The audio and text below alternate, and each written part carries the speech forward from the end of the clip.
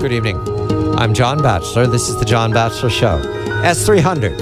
S-300. That is an air defense system built by the Russians. The Russians have it for export. They talk a big game. You can Google it, look up the image. It's serious as a mortal disease. It works. It projects out hundreds of miles. It's mobile, very difficult to defeat. It can be defeated. That's part of the story here. Malcolm Hoenlein, Conference of Presidents, Major American Jewish Organizations. Malcolm, Bashar al-Assad, the dictator in Damascus, goes on television, makes a remark that parts of an S-300 system have started to arrive in Damascus. I have no confirmation on that, but it's big talk. We know that Iran has for years looked to purchase the same weapon system from Russia. No delivery. So, money changed hands, no delivery. Here we again with Assad, S-300. The puzzle here is, does the S-300 threaten Israel? This is the great game now. Everybody's looking to the immediate future and the destabilization of the region.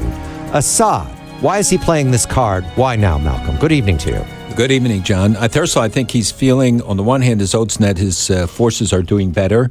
He has exhausted troops. The Hezbollah is taking a lot of hits. He rushed in reinforcements from the elite Syrian Revolutionary Guard, regime guard, just in the last 48 hours because they were facing renewed fighting from the rebels.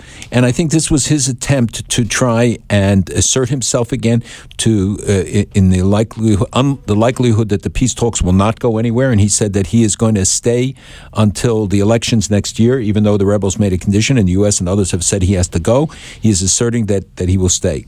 So the S-300 really fits in to his plan, but as you said, it's really the Russians playing against the United States, playing the European card. And once the Europeans announce they're lifting the arms embargo, then they respond by saying they're going to shift. Detail. The Europeans said they lift the arms embargo to the so-called Free Syrian Army, the mercenaries. And immediately afterwards, Russia announces and Assad announces. You see those two events as together. And definitely linked.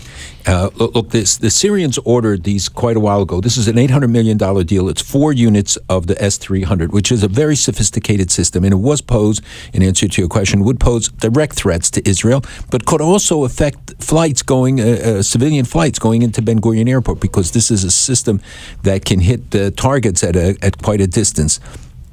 So for Assad, this is a very important thing, and the announcement was timed by Russia because of these other agendas.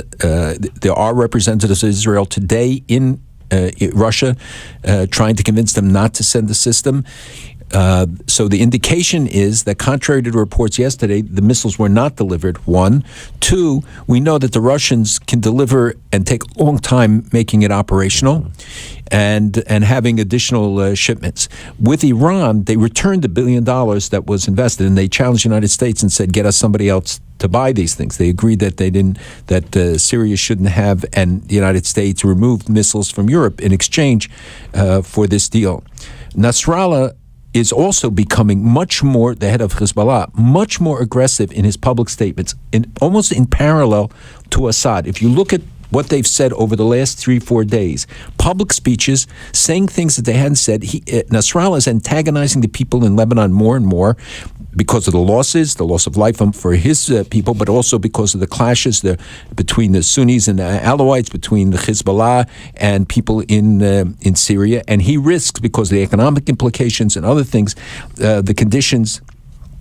And he said victory means total victory, total vindication of Assad, and Hezbollah will go all the way. Victory means you go all the way. I wish Western leaders would talk with the same commitment and conviction as Nasrallah, but with nothing else that Nasrallah has. He's talking about ground assault forces that he is providing to Syria. He doesn't deny that they're there. Assad was downplaying Hezbollah's role, but doesn't deny. The estimate's now 5,000 in, 5,000 more Hezbollah ready to come in. And the reason they're doing it is because they do not anticipate a reaction from the West. They do not believe they will pay a price for what they're doing.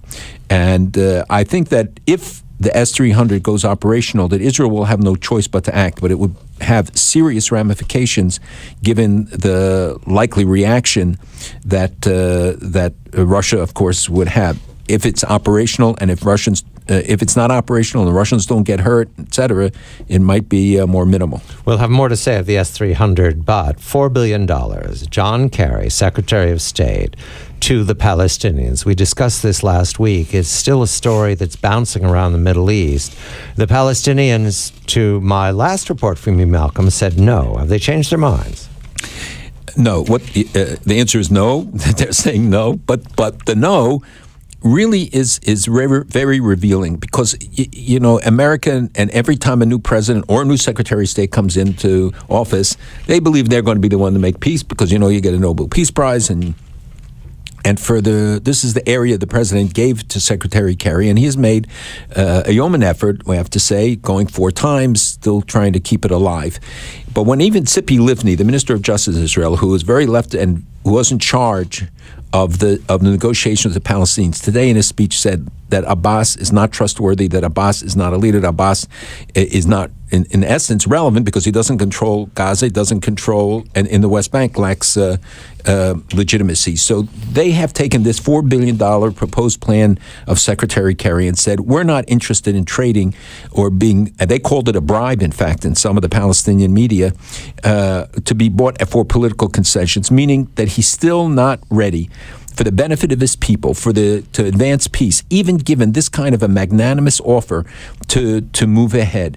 And he wants the money, but he doesn't want peace. And even though Jordan, Israel, everybody would be involved and there would be benefit for the region, it could change the dynamic there. And he doesn't want it. So he wants all, but he wants to give nothing. And when they can demean this by calling it a bribe for us to sell out, you know that this is not going anywhere. Lebanon, Hezbollah, you mentioned Nasrallah, sending tens of thousands of Hezbollah fighters into the Syrian civil war. But at the same time, we have news today that the Lebanon parliament is going to suspend the election. They're not going to do it. They're going to continue to rule the legislature. The suggestion here, Malcolm, is that Lebanon is fraying and is destabilizing into warring camps. Is it too late for that? Have the refugees turned the Lebanon into a part of the civil war in Syria? Well, clearly, Lebanon and Syria are today closely interrelated. The economy of Syria collapsing, a pound is down 70%. The GDP is down about 45% over the last year. In Lebanon, which was for a while doing extremely well, rebounded from all the conflicts. Beirut was again becoming a magnet for Europeans and for others to come and travel, and still to a degree remains because the fighting is in more isolated areas. But we see clearly that the impact inside Lebanon, and that's why I point to the Nasrallah comments in parallel to Assad's, is a reflection that what happens to Assad is happening to Nasrallah, Nasrallah to Assad. They have so invested in each other's situations. And now we're seeing public criticism of Nasrallah and Hezbollah. Today, one of the leading analysts said that for 30 years, Hezbollah has been nothing more than Iran's agent and battalion, I think he called them, in the region. And demeaning the revolutionary and all the other propaganda that they put forward about their positions. That they're being more aggressive in some respects. The rebels on the north, near Israel's border, stole some armored personnel carriers, some UN stuff. They kidnapped periodically. There was people. A rocket over the last days. There was a rocket as well. So we see the growing criticism. This is going to make Nasrallah and his allies much more sensitive and more concerned, and perhaps even more aggressive as they move ahead. And then you have to think about the ramifications for Iran, which we can talk about later. But they're all three: Lebanon, Syria, Hezbollah. This is one party. Malcolm Hoenlein, Conference of Presidents, Major American Jewish Organizations. We're going to turn to Egypt because the Arab Spring survives or fails on the basis of the governance in Egypt, and it's not positive. I'm John Batchelor.